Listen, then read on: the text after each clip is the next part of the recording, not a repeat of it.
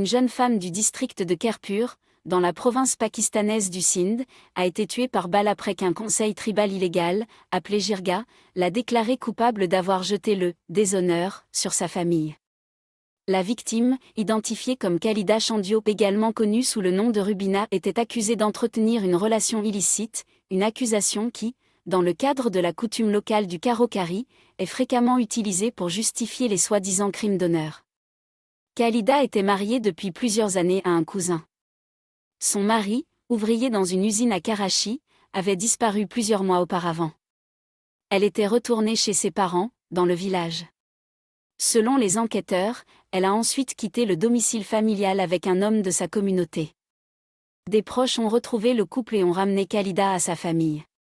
Au lieu d'être protégée, elle a été conduite devant un rassemblement composé de proches et de villageois, tous des hommes. Les membres d'une jirga illégale l'ont déclaré Kari, un terme sindhi utilisé pour accuser une femme d'avoir porté atteinte à l'honneur de sa famille. Ces décisions tribales n'ont aucun statut juridique au regard du droit pakistanais, mais elles continuent d'influencer les communautés dans certaines régions du Sindh et du Baloutchistan. Selon des témoins et les récits de la police, Khalida a été emmenée dans un espace découvert, où elle a été immobilisée tandis que des proches, dont son oncle maternel et son grand-père, lui tiraient dessus à bout portant. Le meurtre a eu lieu devant plusieurs dizaines de personnes. Au lieu d'intervenir, de nombreux témoins ont regardé l'exécution se dérouler. Une vidéo du meurtre a ensuite circulé sur les réseaux sociaux, provoquant une indignation dans tout le pays et contraignant les autorités à ouvrir une enquête approfondie. La police a par la suite arrêté plusieurs suspects, parmi lesquels des proches de la victime ainsi que des personnes soupçonnées d'avoir participé à la jirga ou de l'avoir organisée. Les enquêteurs ont déclaré que d'autres suspects étaient recherchés et que les responsables seraient poursuivis en vertu du droit pénal pakistanais. La diffusion de la vidéo a joué un rôle essentiel en attirant l'attention du public sur cette affaire, car de nombreux crimes d'honneur commis dans les zones rurales ne sont jamais signalés ou sont dissimulés par les familles. Le meurtre a provoqué des manifestations dans tout le Sindh.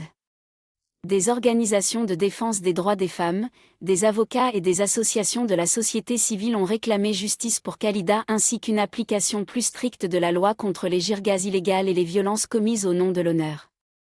Les manifestants ont souligné que, malgré les réformes législatives adoptées ces dernières années, des femmes continuent d'être tuées après avoir été accusées d'avoir porté atteinte à l'honneur de leur famille, tandis que les auteurs s'appuient souvent sur les coutumes tribales, l'intimidation et la pression sociale pour échapper à leurs responsabilités. Les organisations de défense des droits humains ont averti à plusieurs reprises que les soi-disant crimes d'honneur commis au Pakistan sont rarement motivés par l'honneur lui-même. Ils sont plutôt fréquemment liés au contrôle patriarcal, au mariage forcé, à des conflits concernant des biens ou à la volonté de punir des femmes qui exercent leur libre arbitre. Selon les militants, le meurtre de Khalida Chandio montre que les systèmes de justice tribale illégaux continuent de mettre les femmes en danger, malgré les protections prévues par la loi. Merci d'avoir regardé cette vidéo et d'aider à constituer une grande base de données d'histoire sur les crimes d'honneur. Abonnez-vous à notre chaîne, Crimes d'honneur, sur YouTube.